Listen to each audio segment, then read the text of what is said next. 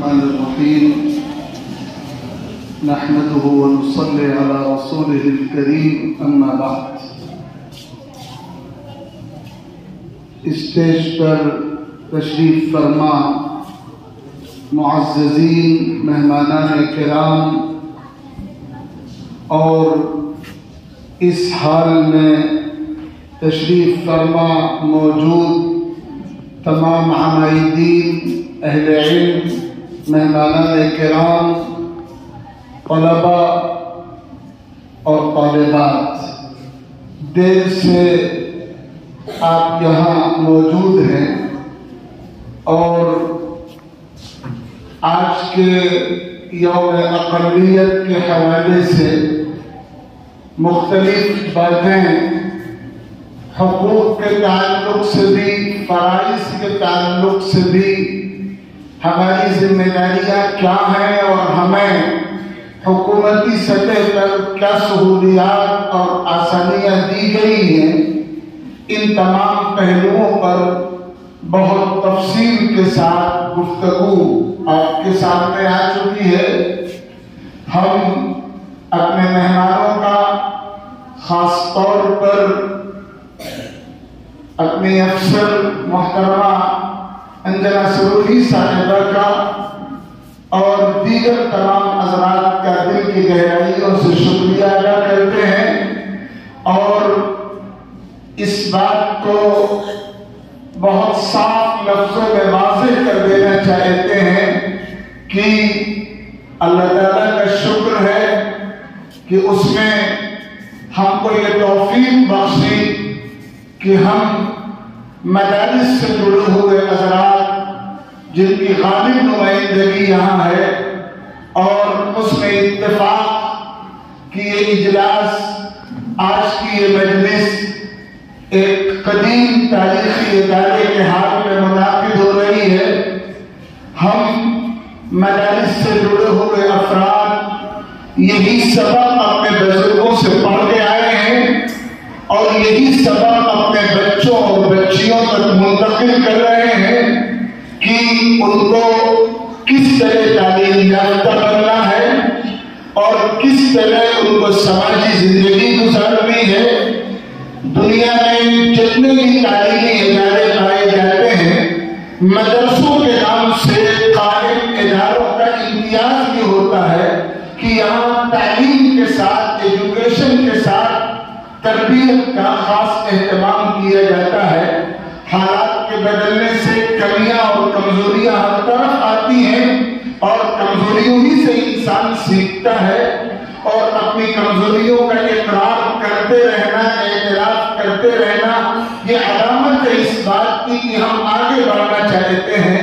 ان سب کے ساتھ ہمیں پورا اطمینان ہے کہ ہم اسی مین لائن پر ہیں جو ہمارے بزرگوں نے ہم کو سکھائی تھی،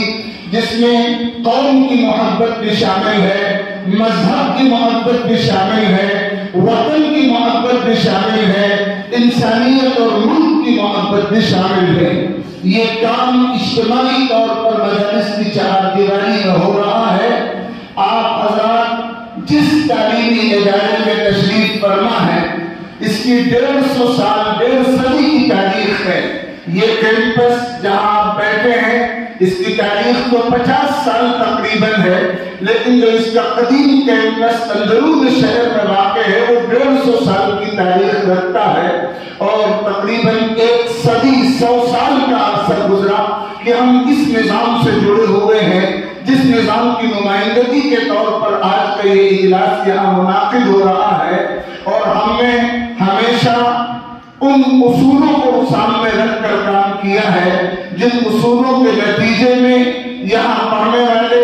یہاں تعلیم پانے والے، یہاں داخل ہونے والے طلباء اور طالبات میں، اسٹوڈنٹس میں، بچوں اور بچیوں میں تعلیمی روح بھی پیدا ہو، اخلاقی روح بھی پیدا ہو، وہ اچھے مسلمان بنے، اچھے انسان بنے، اچھے شہری بنے، اچھے محب وطن بنے۔ اچھی طرح یاد رکھا جائے کہ اسلام ہو یا کوئی اور مذہب ہو، کسی مذہب میں کبھی کوئی خرابی پیدا نہیں ہوتی۔ خرابی مذہب کے ماننے والوں کے کردار سے کبھی کبھی پیدا ہوتی ہے، اس لیے کردار کی اصلاح اصل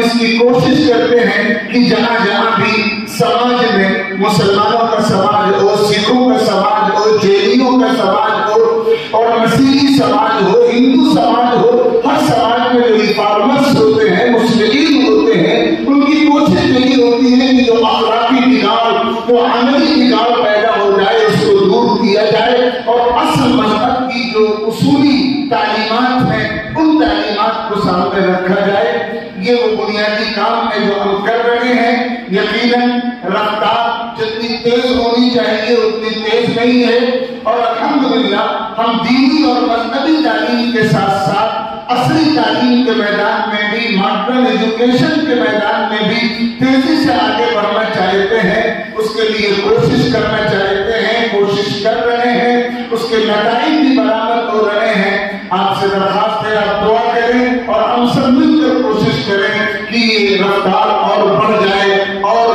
جن خطوط پر، جن لائنوں پر کام چل رہا ہے کام چلتا رہے، اور جو لوگ برسر اقتدار ہیں، جو لوگ حکومت میں ہیں، ابھی محترمہ نے وضاحت کی کہ جو ان کا دائرہ اختیار ہے اس میں ان کی طرف سے کسی کو کبھی کوئی شکایت کا موقع نہیں آتا۔ ہمارا یہاں موجود تمام مجالس اور اقلیتی اداروں کے لوگوں کا ایک بار نہیں، دسیوں بار، بیسیوں بار، 50 بار کا تجربہ ہے کہ جو کام محترمہ کے دائرے اختیار میں ہوتا ہے اس میں کبھی کسی شکایت کا موقع نہیں ملتا۔ یہ اللہ تعالیٰ کا فضل بھی ہے اور ان کے ساتھ اللہ تعالیٰ کی خاص توفیق بھی ہے۔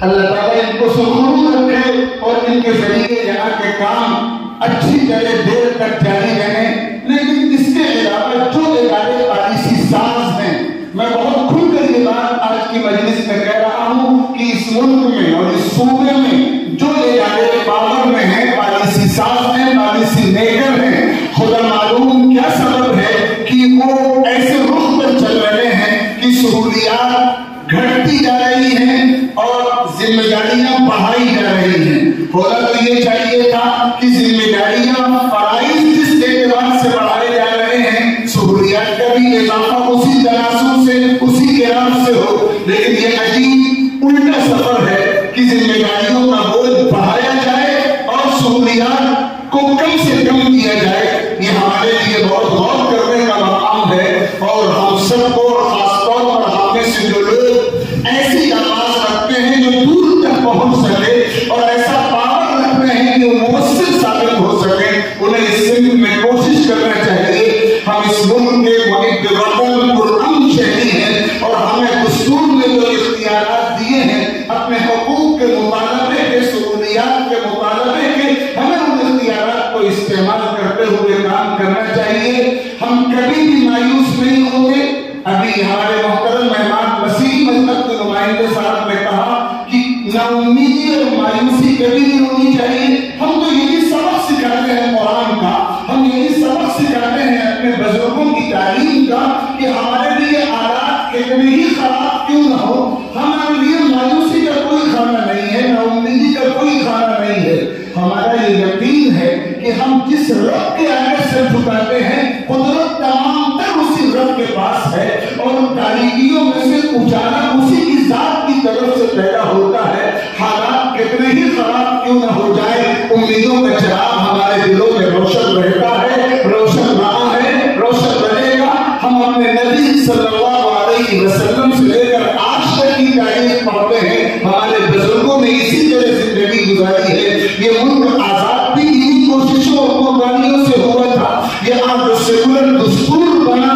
وہ بھی اسی پس منظر میں بنا، اور اس کے بعد سے لے کر اب تک جو بھی مظلوموں کو حق مل رہا ہے، یا جب بھی کسی ایک طبقے کی طرف سے ناانصافی ہوتی ہے اور پھر اس کے بعد انصاف کے لیے لوگ کھڑے ہوتے ہیں اور پھر آخر دیر سے ہی صحیح انصاف کے راستے کھلتے ہیں، یہ سب تاریخ ہمیں بتاتی ہے کہ ہمیں کبھی نا امید و مایوس نہیں ہونا چاہیے۔ ہم ہر حال میں امید کا دامن تھامے رہتے ہیں، اپنے حصے کا کام ہمیں کرتے رہنا ہے۔ میں آپ سبھی طلباء اور طالبات اور بزرگوں اور حاضرین کی خدمت میں بعد میں اور اپنے آپ کو خطاب کر کے پہلے یہ کہتا ہوں کہ ہمیں اپنے حصے کا کام کرتے رہنا ہے۔ ہمارا کام میں چراغ جلاتے رہنا، ہمارا کام میں روشنی پھیلاتے رہنا،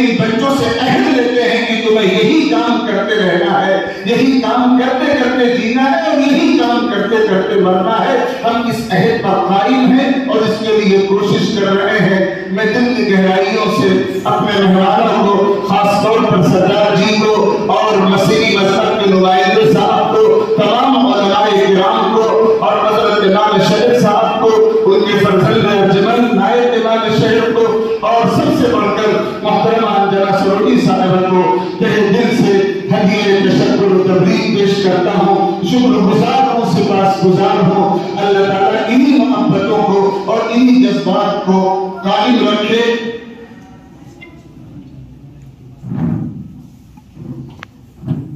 अल्लाह ताला इस पूरी मजलिस